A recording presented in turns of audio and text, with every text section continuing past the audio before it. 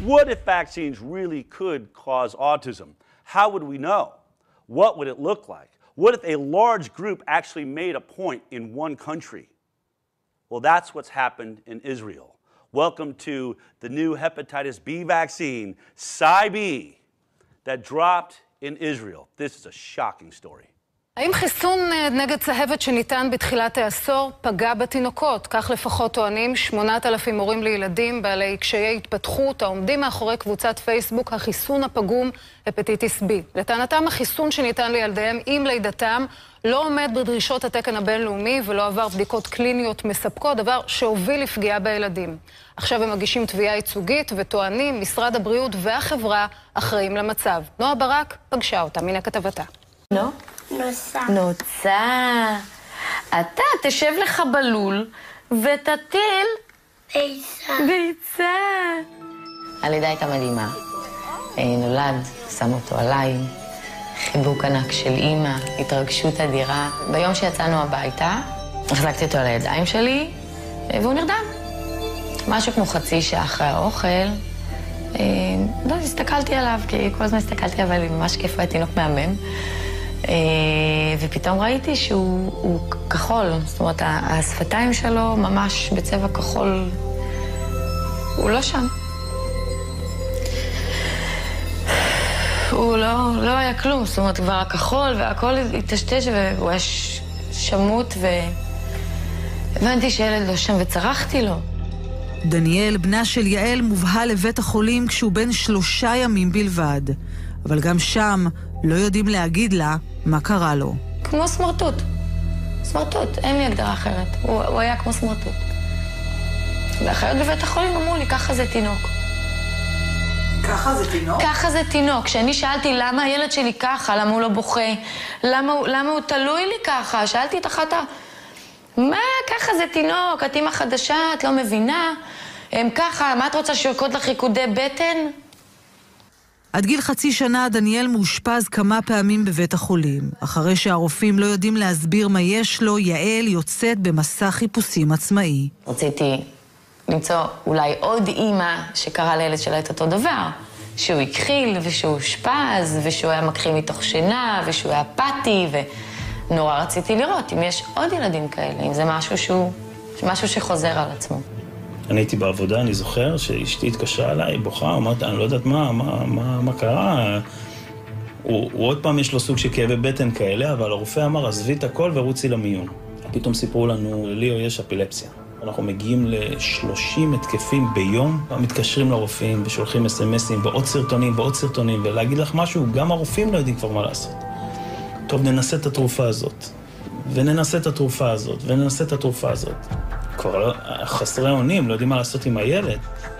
המחנה המשותף של כל ההורים שתשמעו בתחקיר שלנו הוא שהילדים של כולם חוסנו בחיסון Sci-B-Vac נגד צהבת B.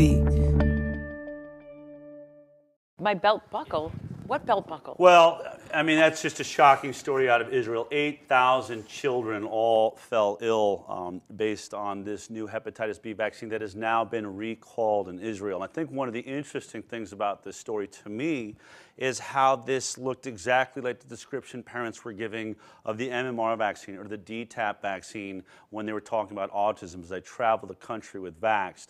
And so it makes me think if we know that this reaction could happen from a bad vaccine in Israel, very similar, regressing in autism, eyes rolling back, losing the ability to make contact, limp, all of these discussions, then clearly a vaccine can cause this effect. And what does that mean for the scientific community that says, no, there's no way that those effects come from vaccines? Well, you pulled a vaccine that was given us exactly that. And then it makes me wonder, what vaccines should we be pulling here in America, since that's exactly the description we're getting from millions of Americans and people around the world from our vaccine program.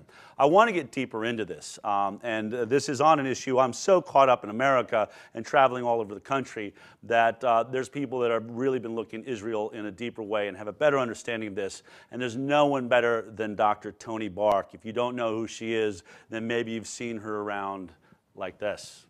I'm Dr. Toni Bark. I'm a licensed MD in the state of Illinois. I trained in pediatrics and rehab medicine, and I ran a pediatric emergency room in the inner city. I travel around and I speak. I'm going to be speaking about ketogenic diet for reversing disease. Electromagnetic treatments are our future. I want to talk about issues in vaccine program and in vaccines themselves. Vaccines don't have true risk studies done behind them. So there's no real risk studies. We don't know what the true risks are. Requirements for medical exemptions are lagging about 30 years behind the science of the epigenetic risk factors. We're doing things to our genetic expression, to our phenotypes that we don't understand. This is a liability-free product that is being mandated on children who have epigenetic susceptibility to injury. We need to stay vigilant. We need to educate people.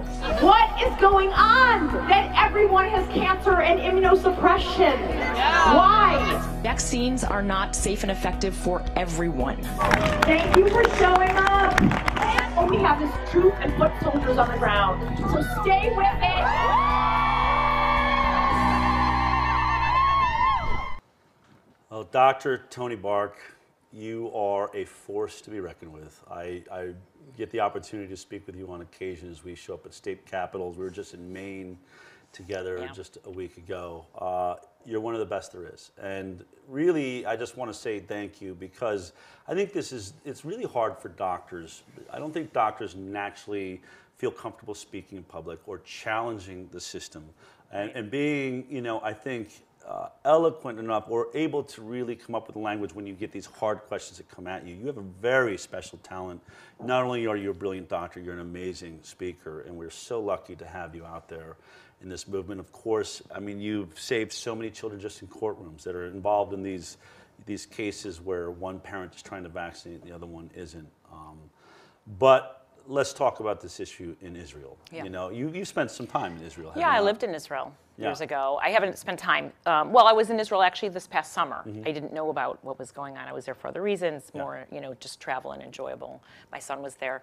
But it's close to my heart. I lived in Israel. I love the country, and I love the people. And it's a country full of conflict, but it's also an amazing country and culture.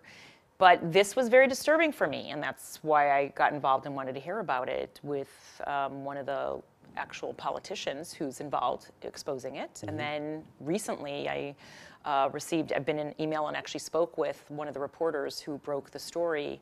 Yeah, it's very disturbing. It's right from the playbook from, you name it, GSK, Merck, in a second or third world country where they feel like they can just experiment on children, give a new vaccine before all the proper trials have been done, or it is the trial, the third. Right, it's the trial itself. It's the trial itself. They don't tell anybody. Exactly, like what we had here in LA in the early 90s with the easy measles high titer vaccine, right? It's a vaccine that killed some girls in Africa, and then they here, tried it. And one here. There was a death here is too. Is that right? And So, but they went to the sort of lower income areas in the Watts neighborhood. In Watts, and tried a new vaccine. But I mean, frankly, honestly, Toni, I feel like every vaccine that we're all a part of a giant trial. Well, I experiment. agree. I mean, the only difference is they don't seem to be collecting any data on it, right? They just throw these products out. They've never been really tested against a placebo, and so we're all just a part of a giant experiment. Right. No. So, and that's true. So, I mean, while but it's like degrees of relativity. You know what I mean? So, well, we pretend to do a large-scale safety trial, and so as you know, with the MMR, it was less than 900 kids. Right. Varicella was also less than 900 children. And what's crazy, their whole argument, like when you do, like when Mawson did his vax versus unvax study, like, well, it's only 680 people. Like that's not a big enough control group. Oh, really? But they're right. But everything they approve is right in that range, 600, 800 people. Like we're thinking tens of thousands should be involved. And only Gardasil really was that large, but we know the problems with Gardasil. That's a whole other story of fraudulent fraudulent behavior in their studies. So this was a vaccine. So interesting. So this is the Sci-B. Sci-B vaccine. It's an Israeli company, although now there's shareholders and there's people from GSK who are involved in the bigger parent company now. I don't know all the details of who's who, but I know that there's some GSK bigwigs that are involved. And the problem with, so Ingerix is the one that was used there, and the problem with the hepatitis B shots that are out in most nations is that we know there's a fair amount of people who are non-responders to it. There's certain SNP variants, and I happen to be a non-responder to it. I was in the study. I had 3 rounds, never seroconverted to antibodies. It turns out after I did my SNP variants, I actually have both of those non-responder, SNP variants. And they gave me a 4th dose anyway. Well, it didn't work 3 times. Maybe it'll work the 4th time. So it was all risk. I have to ask the question because so many people then that have vaccinated or what do you do? I mean, you're very health conscious. Did you somehow clean your body out? Well, okay, so this was. I mean, I'd be worried about that. I am worried about it, and look. If I got today's schedule, I would probably have either schizophrenia or bipolar disorder. I have MTRR, MTHFR, and COMT, homozygous variants. Okay. And I have to work against anxiety and being hypervigilant, and I have worked very hard, and I actually am quite good at it now. But, I can get into anxiety and panic, and, that certainly can happen. And obviously I had a lot of aluminum and mercury in me from that vaccine. I mean, I'm old enough that I didn't get a lot of shots, right? So it was really nothing. By the time I was 18, if I had 12 doses of vaccines total, including the 3 OPVs, that was probably the most I had. Until then, I did this study. I volunteered when I was a resident in peds and rehab to be in the hepatitis B study.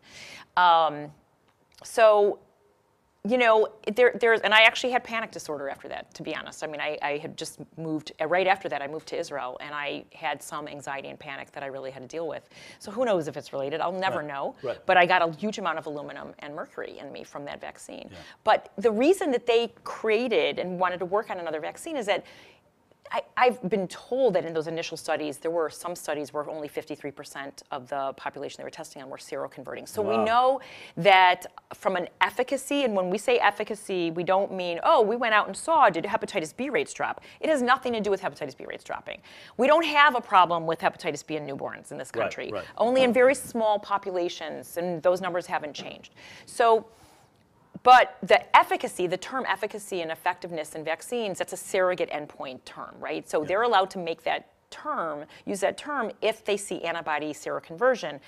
And so we've known, people in the industry have known that the hepatitis B shots that are out, the Glaxo and the Merck, do not create seroconversion for a large percentage. There's a large minority. That's pretty bad. Well, and I don't know that that's what it is, but that I know that in the early studies there were some groups that they were testing on, and that's what they were seeing. So what they say, I think Glaxo boasts 95%, but I have no way of knowing if that's true. I haven't read through all their trials. And we don't know how long did they have those antibodies. Maybe they looked for 2 days. Right. Exactly. Like whatever. Right. But the thing is this: we know it's a problem, or nobody would have been out working on another one. Exactly. Right. They wouldn't do that unless there's a problem, a known problem in the industry. Right. So that was a known problem. What they did was, instead of an antigen to one surface antigen for the hepatitis B virus, it was to 3 different surface antigens. So that sounds better, right? Okay, now we're going to give you 3 different surface antigens, not just one, to the hepatitis B virus. Mm-hmm. We're going to reduce the antigenic load. That was a decision made, which sounds good, but we're not going to reduce the aluminum adjuvant load. And so per antigen, and the reason I believe this is probably important and the key, so the toxicologist, the Israeli toxicologist who reviewed this, said there is 4 times the amount of aluminum adjuvant per antigen. So it's the same amount of aluminum adjuvant total, but 4 times the amount relative to the antigen. Since they reduced the antigens, it's 3 different antigens instead of 1, but the total amount of antigen number is lower by 75%. Okay. However, the aluminum adjuvant is the same, and the reason that could, and we're seeing, as the northern part of Israel got the Engerix, what they were getting, and the southern part were getting the Sci-B-Vac. Which leaves you, so they literally sort of divided the country in half, and one half got the old one, right, and one half got the new one, which makes you think this was a trial that no one knew they were involved in. Exactly. And there were many, many, many more injuries noted. And I believe, from a science standpoint, it must be because, why is the relative to antigen important as opposed to the total number of aluminum adjuvant? And I think it's because of the Trojan horse theory, which is the adjuvant binds to the antigen and carries it up. It gets engulfed by the macrophage, right? That's intentional. We know that. And then the macrophage now it's the aluminum, it's bringing antigen and aluminum, but it's bringing now these antigen up into the brain, and possibly there is some receptor or encephalitic, how we know certain viruses have a bigger propensity causing encephalitis, like measles, like pertussis, and even chickenpox, right? Even varicella has that propensity. So it could be that this antigen has a propensity for wreaking havoc in the brain, more so than just the aluminum. Right. Or we wouldn't really see a difference. So I think the toxicologist was probably right on. His report was in Hebrew, so I couldn't read it. My Hebrew is not that fluent, especially reading, so I couldn't read it. But I had one of the, I had Yafa, the journalist, who is a doctorate in her own right, explain what the gist basically of that report, and that was what his theory was. He didn't mention the Trojan horse, but that's my interpretation, is that it's being presented up into the brain through the macrophage, and because it's engulfed. Macrophage, just for people, being sort of the white blood cells cell that eat up toxic. Right, when you inject like a vaccine, you're creating cellular death at the site. And when that's intentional. And when you do that, you bring in the macrophages to clean up the area. And the macrophages engulf the adjuvant, because the adjuvant has the antigen. I mean, these are two words that sound alike, so I hope I'm not confusing it or it's confusing. Adjuvant being the toxic chemical that's inciting your immune system. Right, and the antigen meaning the protein what you want your body to react to and start creating antibodies to. Right, and so the antigen is engulfed by the adjuvant. They're bound together. They're bound together, not engulfed, bound. The macrophage that comes because of the cellular death then engulfs that whole thing and gets a free pass as, oh, you're a macrophage. Yeah, you get to come through this. Come through the blood-brain barrier. Well, it's interesting. So really, it's not going through the blood-brain barrier per se. It's going up through the so only in the last few years has this organ been elucidated, but it's a lymphatic connection between the body and the brain. And that was only elucidated in the last few years. We never saw that. So we've been vaccinating like crazy. No idea that there's this delivery system between your lymph system in your brain. And it wasn't discovered by a vaccine researcher. I think he was like a med student or a graduate student, maybe 4 or 5 years ago at the most. And every time they celebrate a discovery like that, I just think, you didn't know that? No, like how much do we not know about the immune system? Well, if you don't know it, you don't know. Right. I mean, you know, right. basically, we don't know what we don't know. I mean, that's the beauty of it, I guess, you know. Donald Rumsfeld should be running the vaccine program. Right. I mean, your cameraman could be running it and doing a better job. That's true. And that's very smart cameraman. No, I agree. No, and that's why I said that. But you know, so that's the point. Is like, you know, we thought it's all about blood-brain barrier, and you know, to take care of that, we've got polysorbate 80, which is in most of the vaccines, and polysorbate 80 is a product that does open the blood-brain barrier and is given with chemo agents that are used to get into the brain in order to get them in the brain. So, you know, maybe we don't need the polysorbate 80, which is also toxic. The only safety study on polysorbate 80, the only safety study is a topical cosmetic study.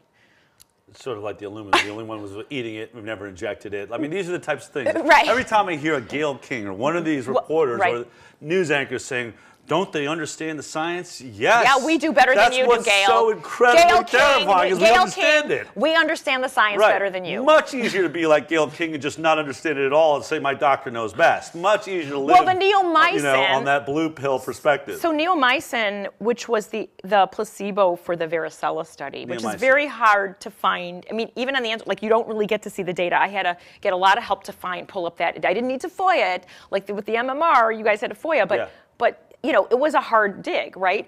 And the placebo for the varicella pre-licensure study, which had less than 900 subjects, I think it was 800, used 45 milligrams of neomycin. Now, neomycin is approved for topical use. It's an antibiotic. It's an aminoglycoside antibiotic. Aminoglycosides are very toxic. We barely ever use them even orally. And the oral dose that's concerning is 45 milligrams. That was injected as the placebo in the varicella study. Why? And it's because it's also used in varicella vaccine. It's in the vaccine, 45 milligrams. You can't make this stuff up. You can't make it up. Right, you can't make it up. And so this Sci-B study, the north half of the country got the Angerics, which is what they were using already we know has toxic problems, right? There's problems already. But this one was so much worse that it became obvious. And there is 2 lawyers working on this. One happens to be a doctor as well. But the interesting is that vaccine got recalled over a glass vial issue, that it would crack, and you know, who knows if that's even true? Is that true, or is that an excuse so to just pull? Excuse why you're pulling. I mean, that's my saying it couldn't be that 8,000 children are regressing into something that looks a lot like autism or a neurological disorder. We found that the glass vials that were being delivered in weren't really up to 10% of the glass vials are cracking. Wow. We've got to recall it. But don't worry, you know, if you draw it up and you get 0.5 ml, then it's not cracked. So everybody who draws it up should just look. If it's a little under 0.5, then don't use it. Wow. I mean, you know, because there could be glass in there. But they recalled it. They recalled it. This is a rare. We almost never see this. I mean, it's so rare. So it must have been so obvious. But they recalled it after the outcry too. Right, it wasn't outcry. And you had parents like in these stories. And we were going. By the way, for those of you that are out there, we were going to speak to a mother in Israel and also the politician referred to Shlomo Gordon. But because our internet absolutely has been being hit by energy charges, we're not sure from what. Don't need to start any conspiracy theories, but if you want to look into it, we'd love to find out what's going on out there. But so we're running in a different system. We didn't have the power to bring those interviews in. So Shlomo Gordon, I'm sorry we weren't able to get you. We'll bring you on another time because he ran. I mean, he was running in politics in Israel, running for Knesset on a platform of no mandates. I mean, right now there aren't mandates, right? But they're talking about it like they are everywhere in the world. The pharma takeover of the world is underway. Exactly. And, you know, Israel's got a lot of pharma startups, small companies, and they've got a lot of pharma tech, and they have a lot of really good technology there. Yeah. And sadly, the Weizmann Institute was working on this with the small company, which makes me sad because it's actually been a really good institute over the years. But like all things, time corrupts all, right? Yeah. And so this vaccine is interesting because now they're running studies all over. They want to get FDA approval. There was no FDA or Western organization approval at all until this point. They want to do the phase 3 trial, and they're looking at 18 and above. With the same vaccine? With the same vaccine, yes. Like we destroyed 8,000 children, but, you know. Well, now we'll destroy adults, so it'll be a new group but maybe they'll kill adults. Right. Oh, got it. I see. So they're doing this phase 3. God forbid you throw one of these things out, but they have so much R&D into it, right? Like so much money. So much money. We just can't take the loss on it. Surely, we see this all the time, right? When we had the what was it, the mumps strain that was causing meningitis in Canada. Let's move it to the UK. Let's move it to Japan. You know what? Let's just dump it all in Brazil. The Urabe strain, which came from Japan, and Japan was the first country to say, "Oh, you know, it's causing encephalitis," especially when you combine it with measles. So let's not do that. I don't want to laugh. I mean, this is horrific. Let's not do that. We're talking about millions of lives being ruined around the world from these things. So Sci-B, huge embarrassment. But we looked for the media coverage on it in Israel. And there's like almost none. Like what we showed you is like this one piece that's been done on it. My understanding, the reporter that covered it is being She's being Wakefielded. Let's say it out loud. She's being Wakefielded because usually you can get away with questioning one vaccine. The moment you question a second one, you are an anti-vaxxer and you're Wakefielded.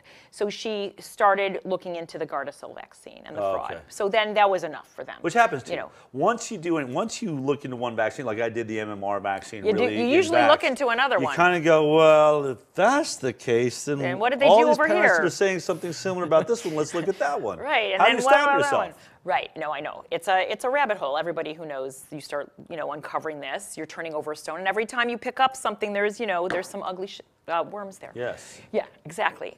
So the thing is this: that there's a class action suit in Israel. There's a class action suit on behalf of two families with their kids damaged, but there were many others. Mm-hmm. We don't really know the exact number. There's been a lot of FOIAing going on and not getting what the documents that we want. They claim there was a phase 2 trial, and they know that there's better efficacy. No one has seen the data. No one has been able to get it. Yafa's FOIA'd it. Nobody's been able to get it. Wow. The insert was a little confusing. I just got it this morning. I looked at it. I couldn't find the insert on their website. But it talks about the amount of aluminum adjuvant per dose of the 3 different surface antigens. But the numbers on how many people have studied, they're saying, oh, we studied it. The company actually put out a statement that we studied it in over 500. Well, no, that was the people they experimented on. Wow. So, in the way they're admitting, we experimented on the Israeli populace. Right. And we're going to use that as the phase 2. But then they said, well, no, we actually studied it on 297 children, infants, We don't have any of those documents. So it's just one problem after another. But the biggest concern for me now is that they're doing this large-scale study to get it FDA approved, because if it's FDA approved, it could get, and especially if Glaxo's in on it now and connected, if it's connected to a larger, big pharma now, it could take over and replace what's being used in the States and other countries, right? I mean, that we know that if it's got better efficacy, if the seroconversion rates are higher, that's going to be all that's needed for politicians to see and say, oh, of course we should now vote. Let's not talk about the 8,000 kids that are, you know, incapacitated in Israel or whatever that number is. I have a final question for you. Because, you know, you've lived on a kibbutz. You've been around this community. I had an amazing time this week being in Rockland County. Amazing culture, something that I haven't spent a lot of time in that culture, but there's a serious battle going on. Of course, there's lots of people in the Jewish community are doctors, you know, are into the science. You have the extremes in the Jewish community. Extremes. You cannot, Here's my question. The Nuremberg Code, okay? The Nuremberg Code is here because of an atrocity that took place against the Jewish people. We tried 16 doctors that did amazingly horrific things, but the code basically says you cannot experiment on innocent people, period. Just full stop. No way, you can't coax them into it, you can't coerce them, you can't force them. You've got to give them all the information up front. They've got to see all the benefits, all the side effects, and then make a decision. What is up in Israel that they allowed a trial like this to happen? What is happening in Rockland where half or more of this community is saying, we don't want informed consent, there's no informed consent, everybody must, we are fine with being quarantined. And then you've got the other half saying, we want natural immunity, we want to have measles, so we have immunity, so when we have all these children, we don't have to worry about them in their infancy stage. Pass on the immunity, lifelong immunity, the Ferrari of immunity. And we also know immunity. That the vaccine requires multiple doses, who knows how many. And the thing is this, if you didn't seroconvert after 2, you're not going to seroconvert after 3.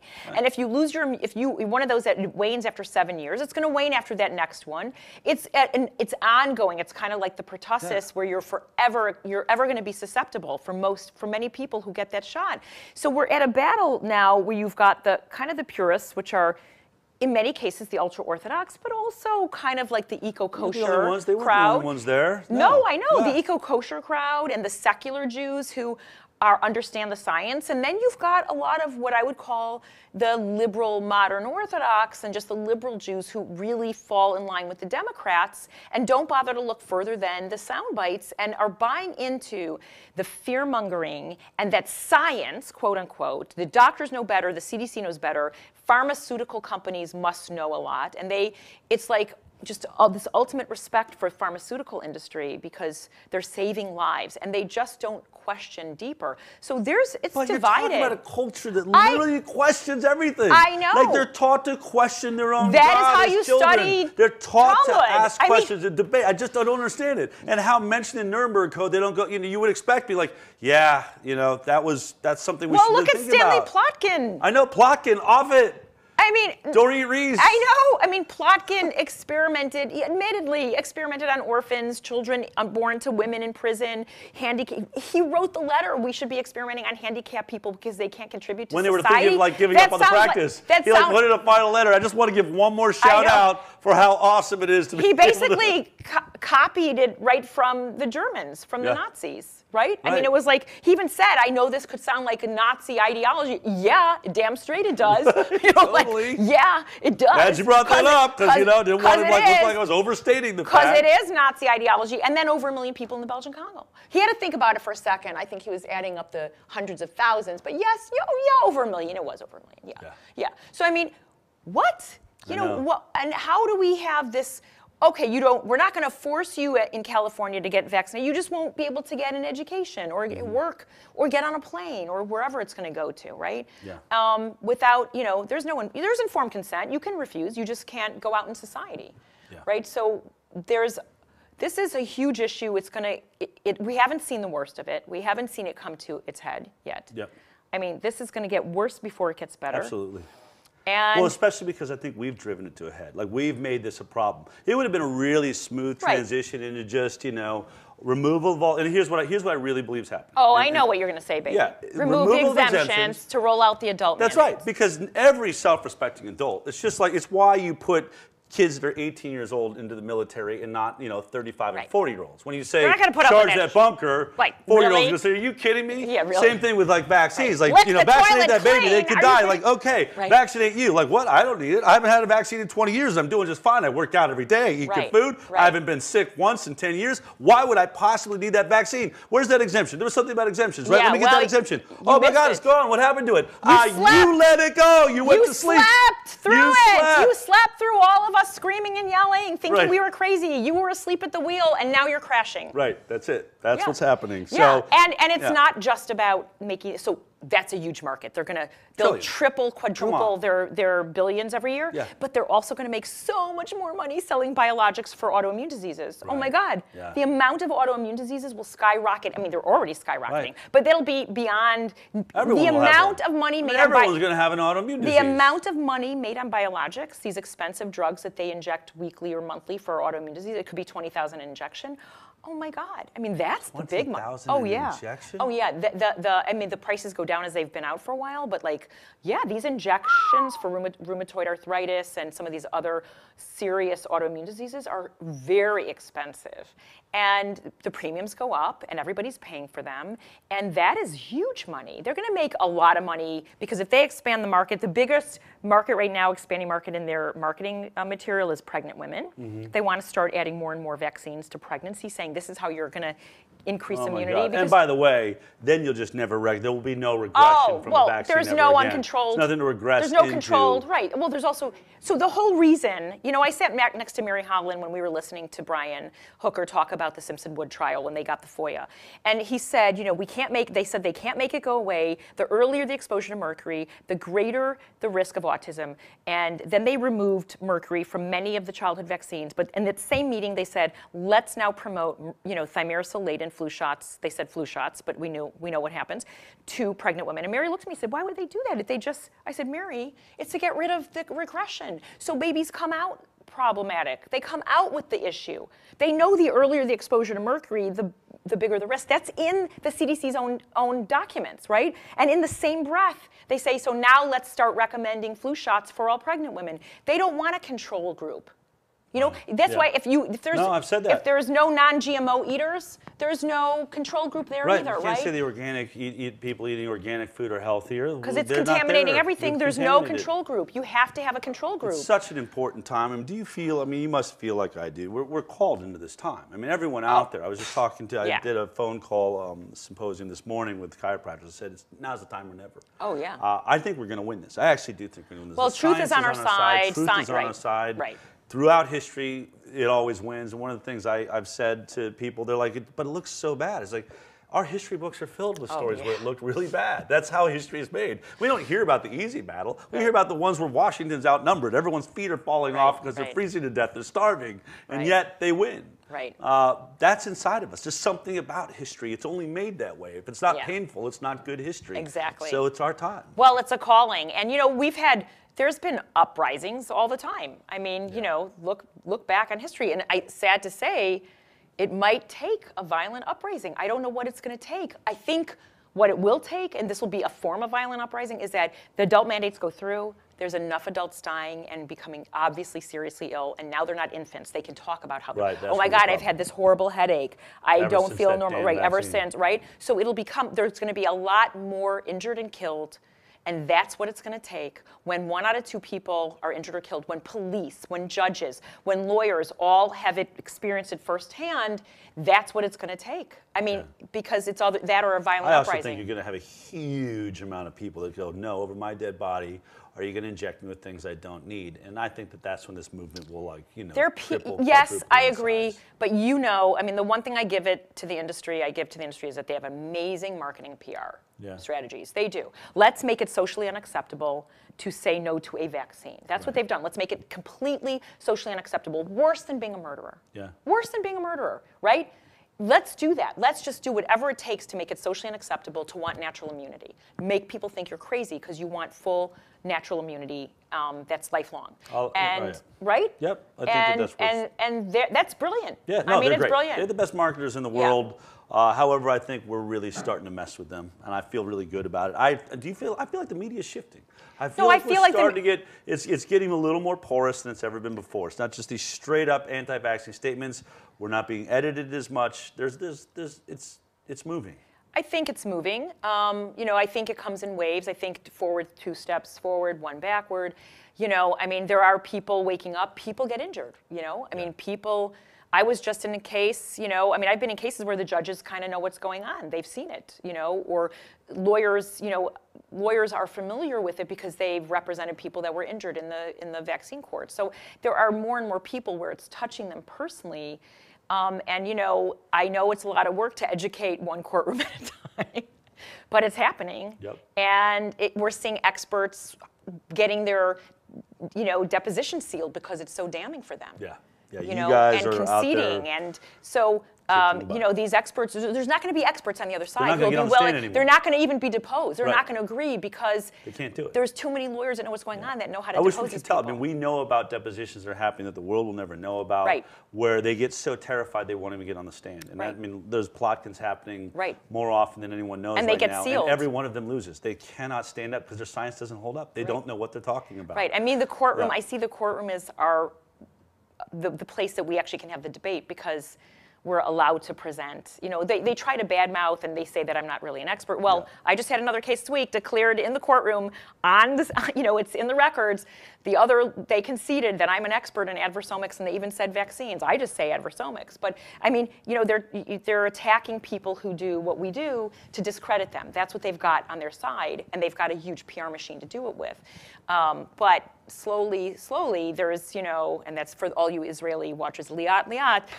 That's a big expression. We're seeing some headway made. And yes, it's a lot of work and time and effort, and it's in small groups at a time. But, that's how the world's been changed, one person at a time. I'm glad you're in the courtrooms. I'm glad we have you on our side. You're a warrior princess. You're amazing. Thank you. So thank you for joining us. You haven't seen my bedroom. Okay. People say to me, I'm like, you haven't seen my room. It looks like a bomb went off. Like nothing's been picked up and put away. Leave the madness there. Let's keep you solid in court. Thank you so much for joining us today, Toni. It's always a pleasure. If you like that clip, then be sure to check out our live broadcast of the HighWire every Thursday morning at 11 a.m. Pacific time. You can watch it on Facebook, YouTube, iTunes, and Twitter. We'll see you there.